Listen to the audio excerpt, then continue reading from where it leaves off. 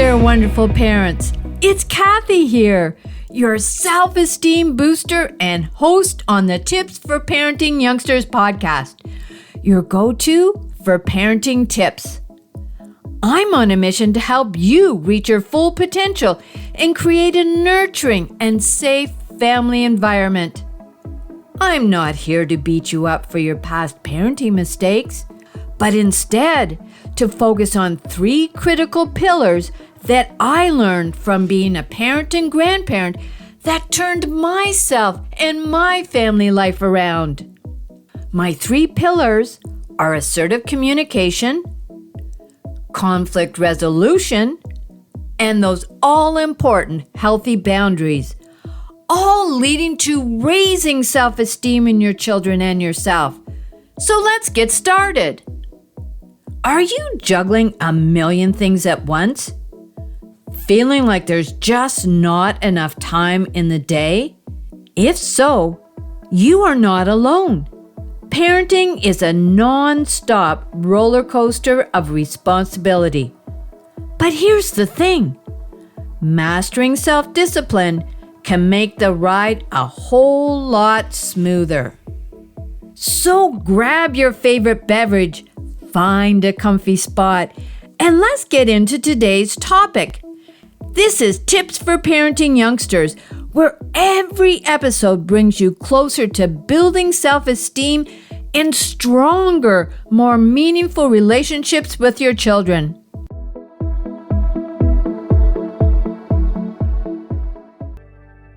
Self-discipline is like an anchor that keeps us grounded when things get crazy, helping us stay focused even when many things distract us from our goal. It's about making conscious choices that align with our long-term desires rather than giving in to immediate gratification. For example, think about skipping that late-night snack to stick to your healthy eating plan, or resisting the urge to check social media when you should be working on a project. Now, don't get discipline confused with willpower. Self-discipline and willpower are like 2 sides of the same coin, but they work slightly differently. Self-discipline is about creating routines and habits to help you stay on track with your goals, even when you don't feel like it. It's having a plan and sticking to it, even when it's tough. On the other hand, willpower is about resisting temptation in the moment. It's saying no to something tempting, like a piece of cake when trying to eat healthier.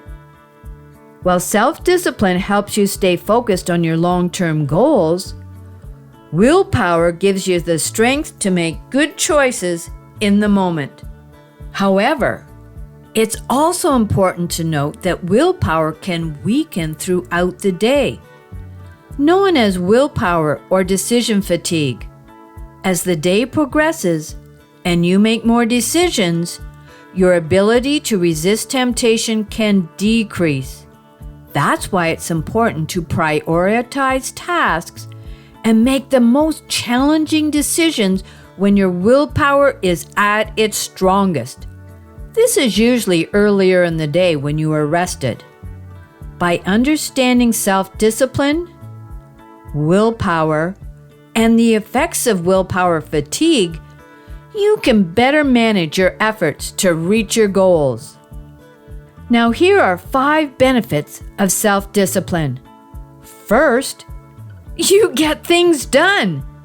Self-discipline helps you manage your time effectively, ensuring tasks like cooking meals, helping with homework, and household chores get completed. Secondly, it sets a positive example. You can teach your children valuable lessons about responsibility and hard work by demonstrating self-discipline in your life. It improves family dynamics. With self-discipline, you can establish consistent routines and boundaries leading to smoother interactions and reduced stress within the family. It improves parenting skills. Self-discipline equips you with the patience and resilience needed to navigate the challenges of raising children, fostering a supportive and nurturing environment.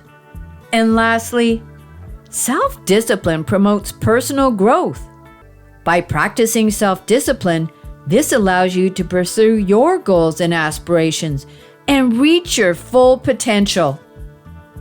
Here are 4 steps for you to develop self-discipline. First, set clear goals. To become more disciplined, start by identifying what you want to achieve, whether improving your fitness, advancing your career, or spending more quality time with your family. Then break these goals into smaller, manageable steps to make them less overwhelming. Then prioritize what's most important and make a clear plan with deadlines. Creating a positive affirmation is also helpful to keep you focused. Successful people use this trick to stay on track and feel connected to their goals, so they reach the finish line. Secondly, create a routine.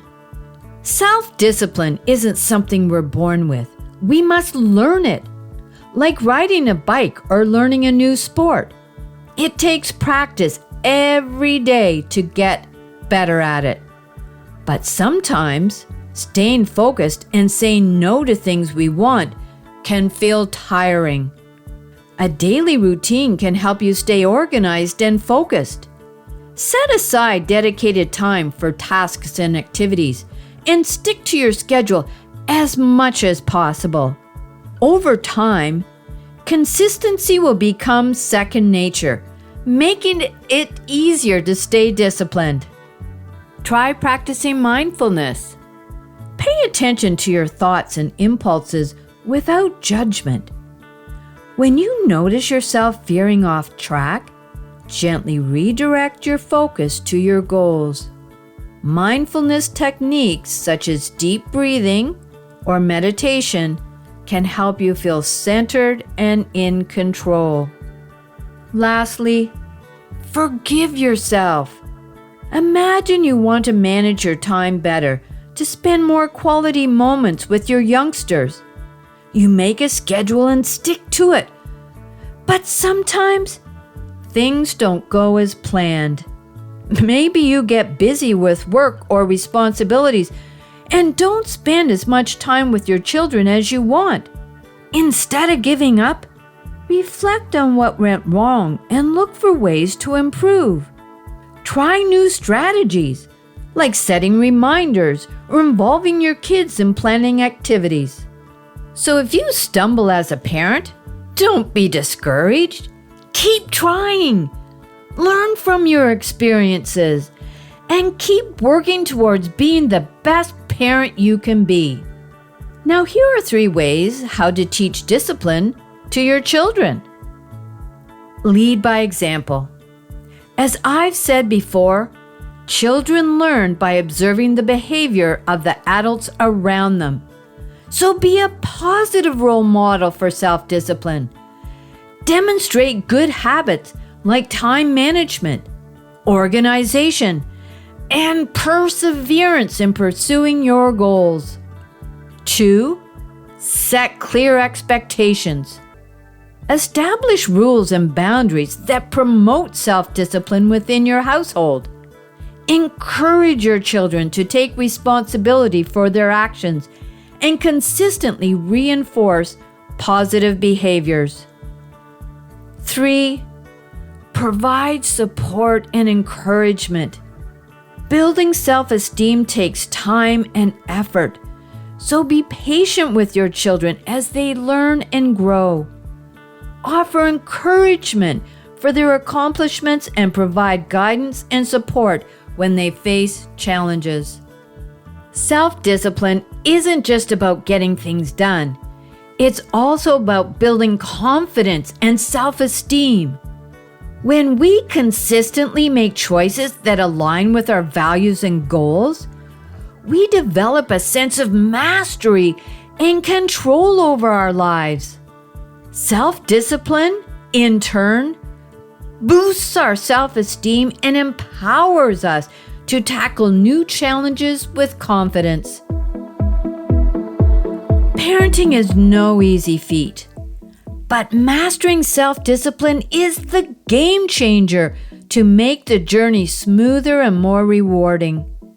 Understanding self-discipline, cultivating it within ourselves, and teaching it to our children can create a happier, more fulfilling family life. So take the first step towards a more disciplined and confident future today.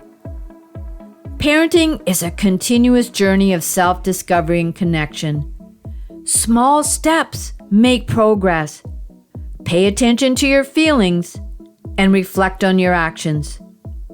In conclusion, teaching your children how to be self-disciplined is an investment in teaching them how to handle themselves for future relationships. Lead by example. Set clear expectations and provide your children with support and encouragement. Change begins with ourselves. I dedicate today's episode to my trainer, who has seen my ugly side as I work through self-discipline in physical exercise. I am grateful for his continued support.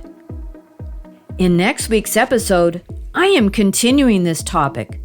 I wanted to provide personal examples today, and in doing so, I created a whole new episode. I am passionate about this skill. So listen next week when I reflect on my self-discipline journey and how it changed my life to achieve goals I never thought I could reach. There is always time to rewrite your family story, break free from patterns that no longer serve you, and create a home filled with love, understanding, and unwavering support. I'm here to guide you every step of the way. As I conclude this episode, I must state that this podcast is designed solely for educational and entertainment purposes. While I bring my experience as a parent and grandparent, it's essential that you know I am not a licensed therapist. This podcast is not a substitute for professional advice from a physician, professional coach, psychotherapist, or other qualified professional. Got it? Awesome. Until next time, what is one thing you are grateful for?